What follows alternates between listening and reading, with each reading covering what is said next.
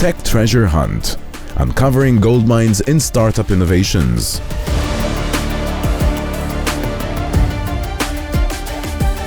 All right, hi everybody. It's 2025 and the fundraising game has changed, but as I think we're going to hear today, a lot of people haven't caught up. So we're going to have some very practical advice and tips for founders that might be fundraising today. And I'm really looking forward to this because, Laura, in particular, I've been following your LinkedIn and you have had some spicy posts. So I'm looking forward to dig into that. But before we do, now perhaps we could just start. I'd love for each of you to introduce yourselves because I think you both play very different roles in the startup ecosystem. So share what you're working on and how do you actually interact with startups? What's your role in that ecosystem? Sure. So hello, everyone. My name is Laura Cornelia Inamedinova, and I have a dual title. So I'm Chief Ecosystem Officer at Gate.io, as you see here, and I'm also, we have that title. And I'm also principal at Gate Ventures, the venture arm of the exchange. So we invest in early stage projects, usually seed, pre-seed. Our tickets range anywhere from like 100K to a mil, and we're now mostly excited about infrastructure, DeFi, PayFi, and stablecoins. So happy to be here. And Dom? Hello, hi Leah, hello Laura. So we're excited to be here. Thank you, Ola and the team for inviting DevCon. I'm Dom. I'm the Executive Director at DevCon Philippines. We're the largest and longest lasting non-profit organization in the Philippines. We have 11 chapters, and our role is helping build the next generation of tech talent, regardless of cycles and hype. Prior to DevCon, I was working in a venture studio for fintech in the Middle East, in the US, based in Manila. So from building startups during the pandemic to sustaining more startups and building the next talent, that's what I'm excited to contribute today. Excellent. Okay, so Laura, about these posts. You have said that a lot of people, or founders I should say, are raising like it's 2021. What tells you immediately that a founder hasn't caught up to this new generation of VCs? You know, sometimes I meet founders who are raising in like, it's 2016, where you had some kind of white paper, you have a pitch deck, and you go to VCs and expect them just to pour money. And that's the biggest problem. And wait, they don't? I mean, if they had a time machine, they would go back 2016 and they would do any basic project. Of course, everyone would put money in it, all the retail. But the biggest, I remember those days, yep. they were the good days. But so to answer your question, the biggest issue that I see right now is a lot of founders, especially those who are newcomers, they still fall for this media hype saying that, hey, crypto is such an easy way to fundraise, everyone wants to pour money, there is so much capital. And yes, that was in 2016 or 2021, but not anymore. And a lot of these projects come, especially from Web 2. The reason why they come from Web 2 to Web 3 is because they're struggling to find funding. And before going full on into venture capital, I also ran a marketing agency. So I had so many founders come and be like, so we heard crypto is so easy to fundraise. Like, we want to do this token and we want to put like 100K and we expect to get like 10 million in like 2 months. Can you help us? And this is the mentality. And now when I talk to founders and I go through their tokenomics, I go through all of their pitch decks, I ask, why do you need a token? What is so unique about your product that really needs not blockchain as a technology, because the technology has so much potential, but a token, and why you're fundraising on a token, not on an equity basis? And they start telling me, oh, so the governance rights.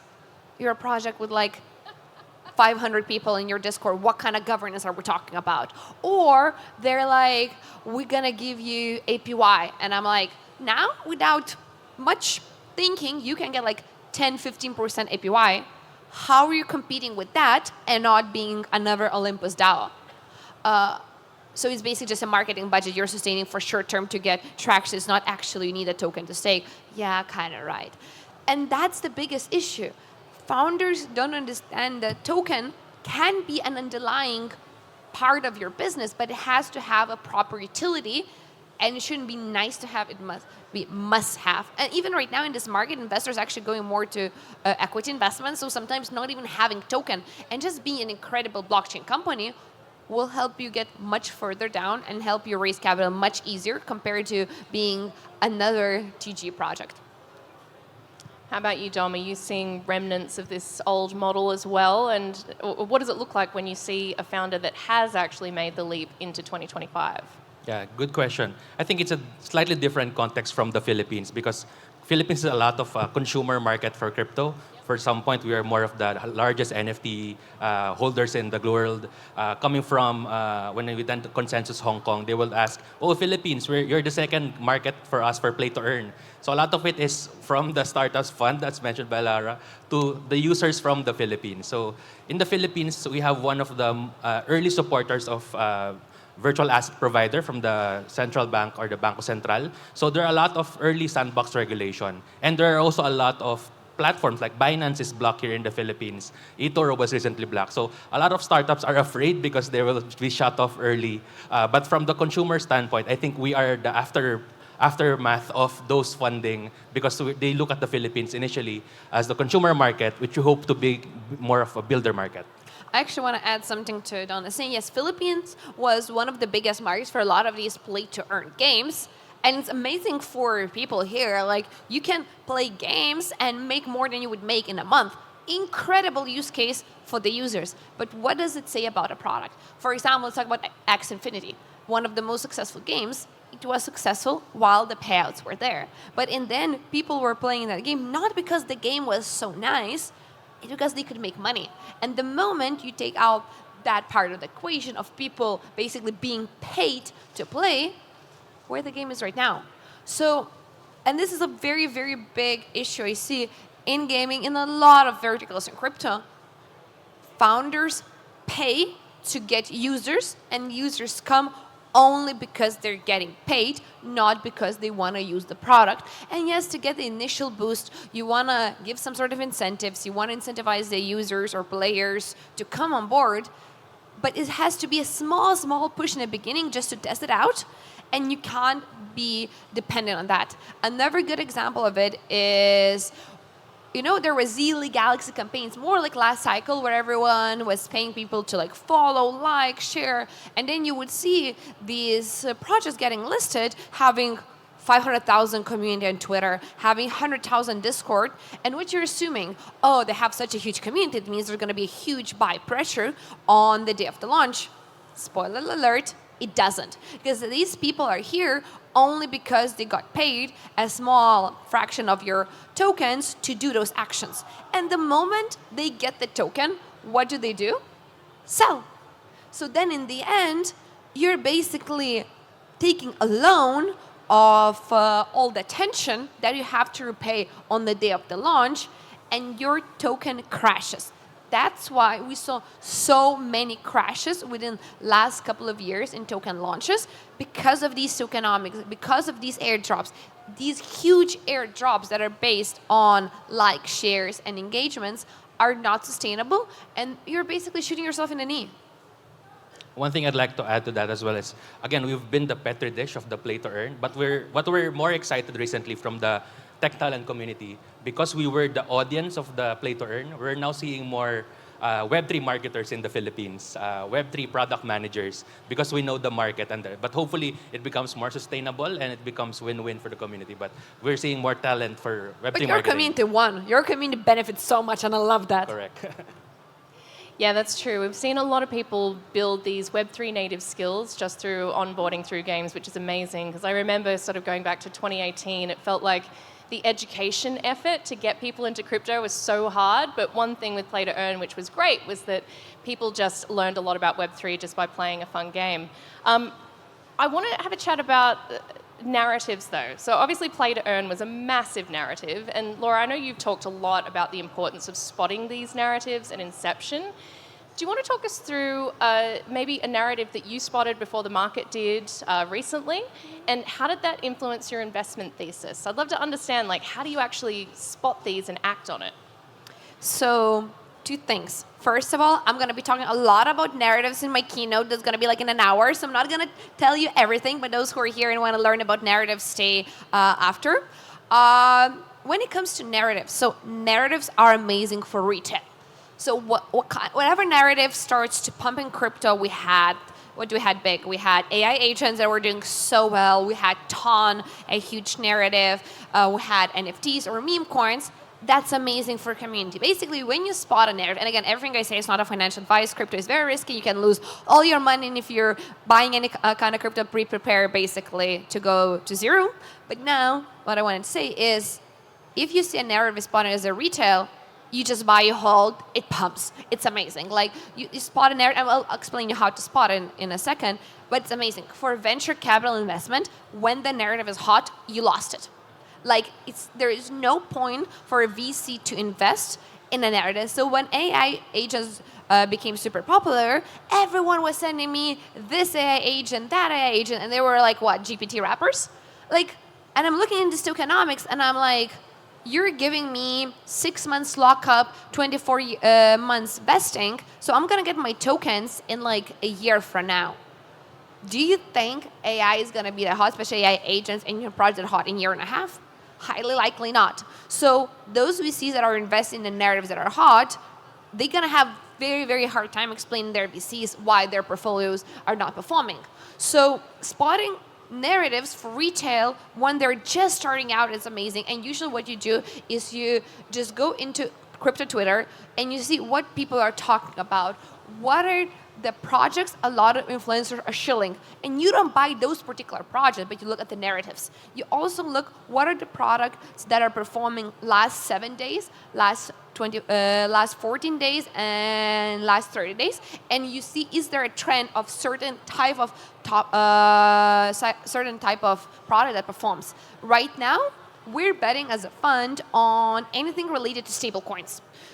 Why?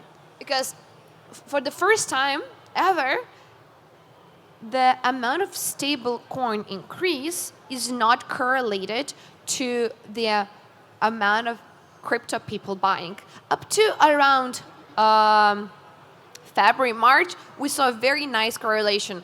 Whatever stablecoin increase we see, that amount of people, that amount of crypto was bought, and that could be altcoins, that could be major caps. Right now, we start to see the trend that stablecoins are just being used every day for day-to-day transactions. A lot of corporates are using it, CBDCs and so on. So we believe that any industry, any business that is benefiting for increase in stablecoin usage will do well. And that could be yield-bearing products, that could be PayFi, that could be basically anything that also bringing Web 2 to Web 3, giving Web 3 front end. And I'm sorry I'm talking so long. I'll finish in a second. Just giving you a front end of amazing UX UI and having stable, sometimes even a back end for users not even knowing they're using stable. So anything around that is going to be, that's our thesis. We see this data, we base our decisions based on the data. And I'll shut up here.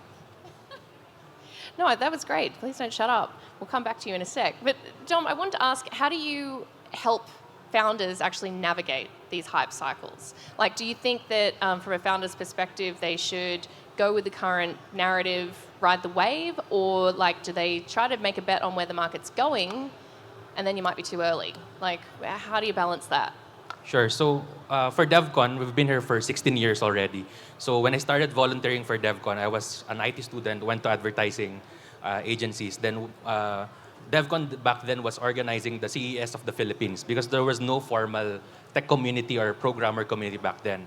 What the narrative of DevCon is always nationwide. For example, just a few weeks ago, our Bukidnon, our southernmost Mindanao chapter, organized a startup weekend. So a lot of the energy from Manila, we try to replicate and scale outside of Metro Manila. So Bukidnon organized the startup weekend, and a few years ago, we organized Startup Weekend Manila, and we are happy that one of the success story there was Senti, which was an AI startup, started with natural language processing, got acquired by a service AI company in the Philippines. So that's a Startup Weekend alumni, and we're happy to be one of the organizers back then.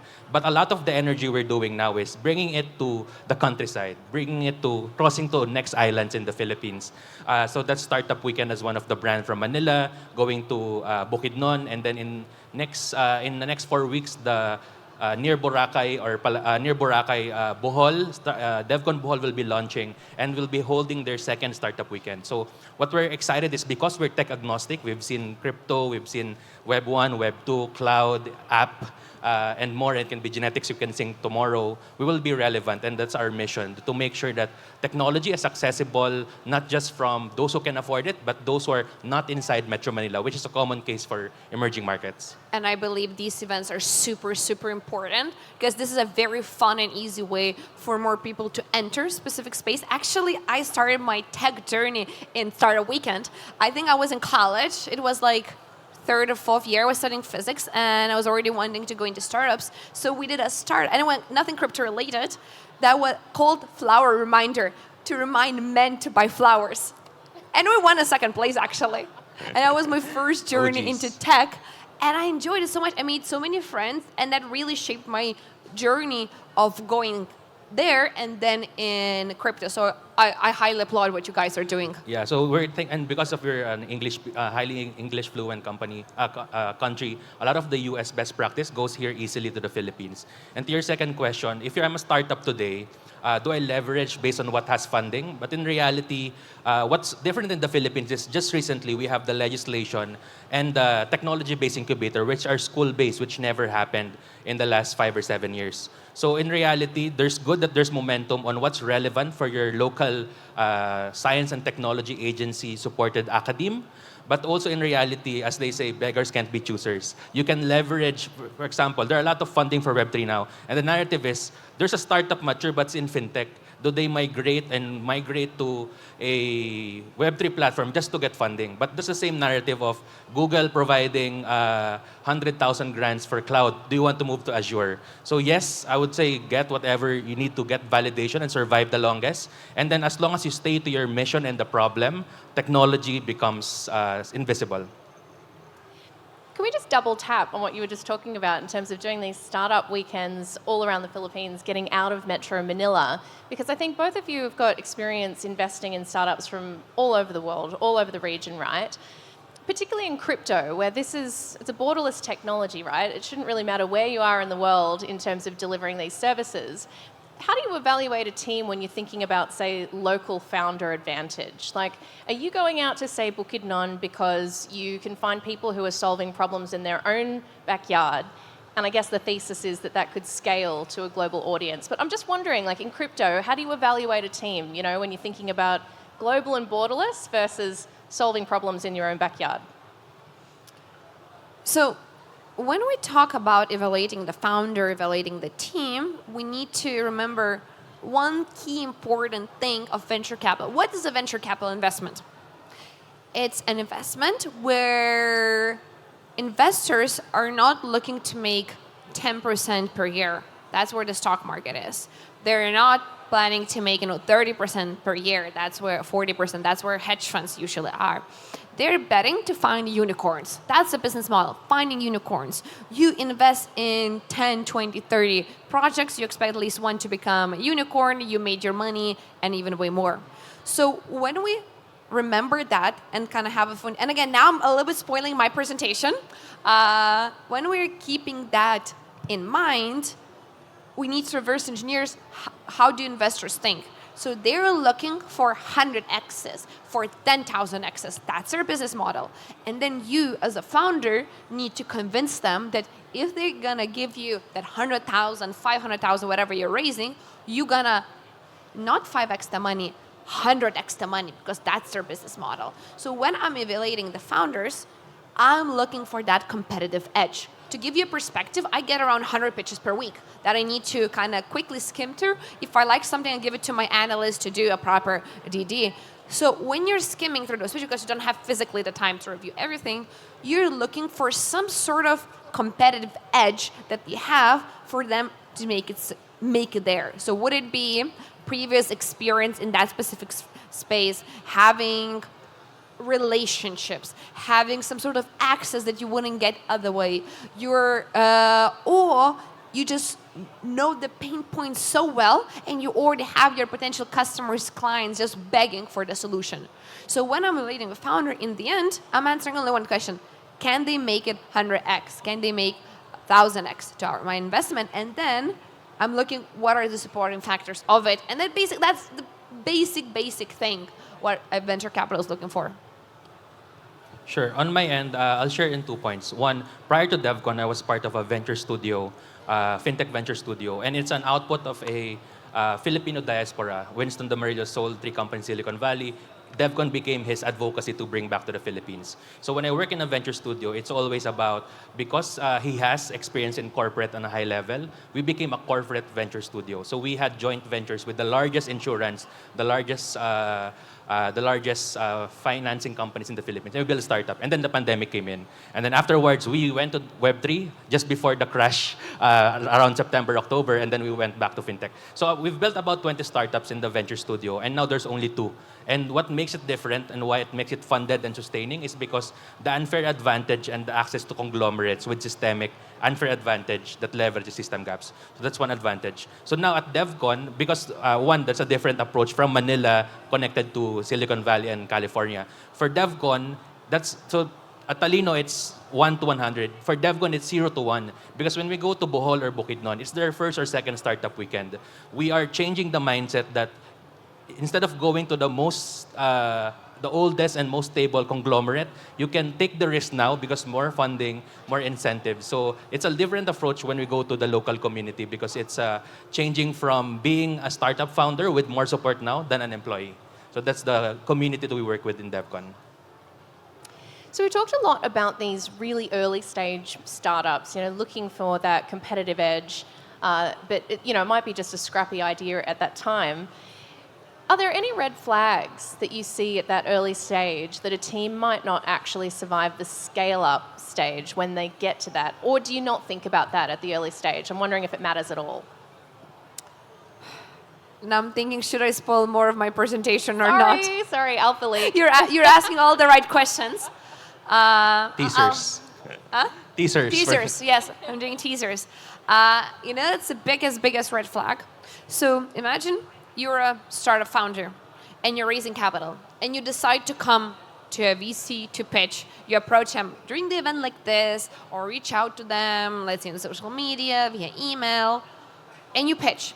And then, as I said, I go for 100 pitches per week. I've been in crypto space since 2016. I had a marketing agency before. I helped a lot of projects grow. I work now for one of the largest crypto exchanges. So maybe I know a thing or two about the space. Slightly, just the tip of the iceberg. And then you start to ask questions like, why are you building this? Are you thinking about this and that? And you start to give them constructive feedback because some other players in the space you maybe looked in that specific narrative, and then they get so defensive and the ego starts to come, and then you're looking and you're like, you came to me, you're trying to raise capital. I need to put my reputation, my kind of career in the line to present your project for our IC, because and then investors have bosses, whether it would be LPs, whether that would be their IC, and you're now having a fight with me when I'm trying to help you out and figure out your project. And that is honestly, I don't know what was happening there. And then it's no, but you don't understand the space. It's actually different. Okay, if you don't respect my opinion, why did you come to me? Just don't pitch to me, pitch to other VCs if you respect their opinion more. So that's the biggest red flag. When founders cannot take constructive criticism, and they don't have to agree with it, we can have a great discussion. I could be educated. I'm so happy when sometimes founders educate me. They tell me something that I don't know or had a different some kind of misconception about their specific narrative or vertical, and they teach me how it is. I'm usually super grateful about it. But when they have a fight about it and it becomes a civilized discussion, and trust me, it happens way more often than I would like to, that's immediate red flag, and that's the biggest one. Where do you think that comes from? Do you think it's a lack of experience in pitching, or perhaps it's an ego thing? Why would founders do that? Because everyone thinks their baby is the most beautiful one. It's just that. Because when you're building something and you're spending, days and nights and months, you think it's the best thing ever. Because you have to be slightly in a good way crazy to be a founder and to build something really, really big. So you think your baby is the most beautiful one, and that's why you get so defensive. How about you, Dom? Red flags? Yeah, I think it comes with, so for example, a lot of we're seeing right now, for example, in the Philippines, we've recently digitized our payments only since the pandemic. So for me, I'm a digital migrant so a lot of the startups now, especially in the Web3 space, of course, are younger ones, the Gen 3 natives. The Web3 natives are the Gen Z. So a lot of them didn't see the Web 0 or Web 1 versions of what we know are potentially sketchy or questionable. For example, before Web 1 and Web 2, the Philippines is known for MLM or multi-level marketing or scams because we love easy, quick, rich schemes. And when someone just comes in, pitches something, lending, or spends so much on marketing, knowing that not understanding its customer acquisition, it's literally like it's the same MLM in a different technology base. So that's my first red flag. Second would be not enough homework. Again, because we're a Web3 migrant or Web 1 native, we've seen some crashes. For example, I have money in Celsius. Now I couldn't redeem it yet because the KYC keeps notifying me. And then I see another Web3 lending company which doesn't address what failed during the FTX collapse and what can they learn, what makes them different, what makes them scalable, makes them systemically unique in the Philippines. So a lot of it, again, is the same energy I had 10 years ago, the hubris and the excitement, the big head of technology, but not a lot of falling in love with the problem deep enough instead of the solution. So that's what I see lacking. I'll just very quickly, there is this saying, so I come from Lithuania, and we have the saying that I'm going to roughly translate it to English, and I think it very much represents what you're saying. And rough translation is, a naive and silly person will even be beaten in the church. And I think that really describes crypto space. Like, if you don't do your research, if you don't look where you're investing, you might get drugged. I really love what you said about that need to really fall in love with the problem and not just the solution. I think that's really good advice too. All right, well, I guess in this landscape, we see a lot of copycat projects. I'd love to chat a little bit about defensibility, particularly in crypto. We're just talking about the play to earn movement. After the Ethereum killers, there was the Axie killers. I was wondering, when you're evaluating these teams or new projects, what are some non-obvious moats that you get really excited about if you see one of these new teams that might be kind of just copycatting something that's already been out? Not investing in copycats at all. Okay. Same. Yeah. Do you want to go into it a little bit more? Why would people actually do any kind of copycat project? And maybe there is actually some advantage to being a second market mover as opposed to first market mover. I'm trying to pick up my words. For retail, yes. For VCs, not. The reason why I'm doing another... So I'll come from different perspective. So last cycle, we were joking around a lot. You take another new layer 1, because last cycle was layer 1s. Everyone was building a different chain. Everyone. You take any new chain, and you do lending and borrowing, and you're going to raise 10 million. You do the DEX on that chain, you raise 10 million. Like it was a no-brainer. If you're a founder with like half of the brain, you just pick any new chain that is semi-hot and they have some sort of ecosystem fund.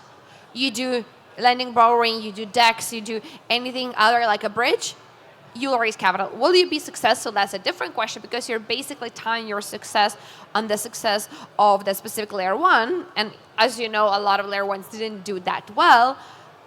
For retail, it's amazing to invest because, again, if there is a lot of maxis of that specific chain, they also really pour money into your project on the day of the launch. Retail. For investors, it doesn't make sense because it's a very short-term play. And again, when we're getting tokenomics with our tokens locked for like years and years, there's no way how that project is going to survive. That's why we're looking for novel technology. Something is so different and hasn't done before with a very, very strong team, because we need to make sure the project is doing well 3 years from now, 4 years from now, not when the cycle crashes and everything is just going down, your investment as well.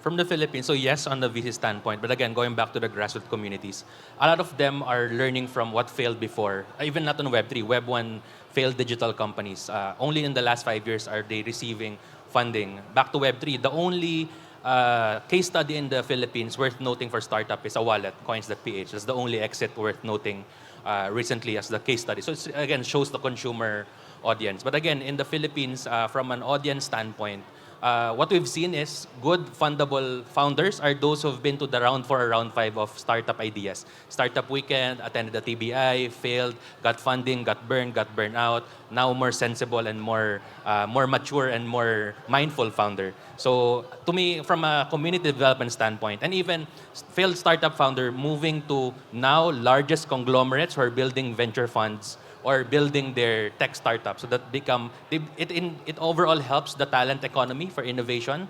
So it benefits us as a whole, but more for that. I know that this mature founder will take 4 or 5 ideas or startups from our early startup weekend ideas. That's it. All right, so you found the amazing idea, you've invested, projects launched, they've got absolutely fantastic retention, but really slow growth. Do you double down or back off? I'm interested to understand how you weigh the difference between stickiness and scalability when you're looking at the future potential of a project. So here, we need to again reverse engineer and ask why they have an amazing retention but no scalability. Is their marketing strategy incorrect? Is their CMO doing something wrong? Or are they just in the wrong narrative, or they're focusing on their own community and maybe need to shift this? So in that kind of scenario, if we see the retention is amazing, or maybe they don't have enough funding, basically. And if they had more money to spend, they could acquire more users. So then we look at the root cause of why they're having amazing retention, not scalability. We try to advise them to solve it. And usually if the founder is good and they're listening and the product actually has a use case and is doing well, we fix the problem. Simple as that. Have you seen problems like that, Dom, in the Philippines? Like any examples, or like how would you advise a founder that might be struggling with that kind of issue? Not much from the early stage standpoint, so nothing to add on my end, especially on the early stage startup. All right. Well, when we're talking about money flowing into this space, we were just talking about the last cycle. So many billions of dollars have gone into Web3, and I think a lot of those use cases are actually struggling now for relevance. So I wanted to ask, which are some examples of use cases that have not held relevance into this new cycle? Why do you think that is, and what could founders that are trying to raise today actually learn from that? What are use cases that didn't find relevance? So maybe like some narratives that were hot last cycle, but now they're just kind of lagging. If you're building something that is really, really innovative, that is solving an actual problem, we don't need another DeFi lending protocol. We don't need probably another DeFi solution or another yield-bearing product. If you're building something that's not done before, that you have a particular target audience that are ready to give you money before you even launch because they need that solution so badly, doesn't matter what you're building, you will succeed. Doesn't matter the narrative. For example, DeFi, summer in 2021, any DeFi project was launching, now it ended. So we can say DeFi is not a hot narrative. Yeah, but look at Hyperliquid, doing so well. It's not about a specific narrative, it's about the specific problem and then execution, how you execute on the problem. Same thing with Ton. Ton was very hot last year. Now it's not hot anymore, but I know some products are doing super well and they're killing it. And now we know that Telegram is issuing a convertible bond. They're probably going to do an IPO. So a lot of these projects will get a second chance. So it's not about the narrative, it's about the team, the hustling, the mentality of success, and really solving something big rather than copycatting something that was done before. I think what's no longer from the Philippines and Southeast Asian market community perspective, one is definitely play to earn, Axie Infinity. Second would be Axie Infinity, and the second would be the NFT. So for a time, the Philippine art market was big around it. Some of the NFT globally is some are Filipino. So those are some narratives. What on the flip side, what I'm excited is on gaming. We have a lot of gaming talent illustrators in the Philippines. I think what's exciting and where I'm personally looking forward is decentralized finance, shortening the barriers for lending, especially for underserved markets in the Philippines, agriculture. And then lastly would be essentially those from the peak of inflated expectation to throw off disillusionment to plateau of productivity. Hopefully the talent remains. And I think that's what's happening now, realizing what's the more practical, sensible out of this hype and technology. That's what I'm excited in the Philippine tech talent.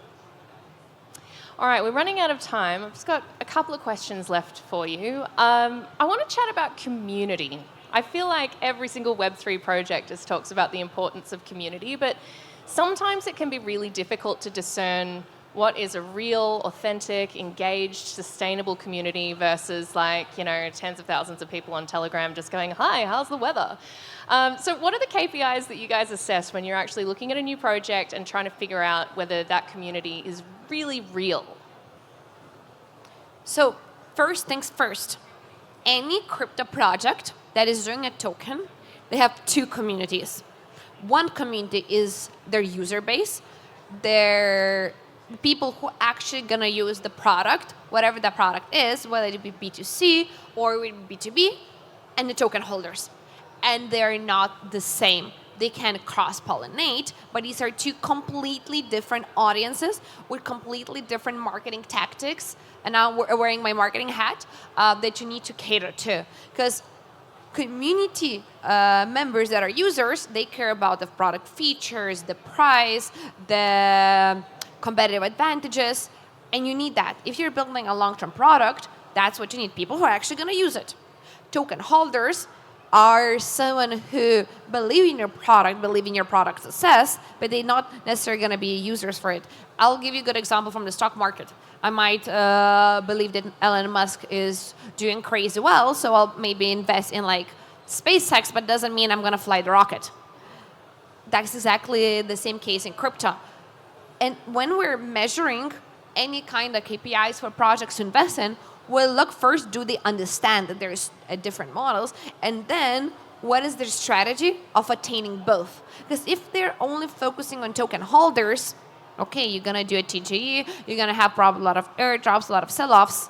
What's going to be next? How will your token actually be used? Because if your token has zero utility, we come back to my point number one, we are not going to invest, there is no point for the business.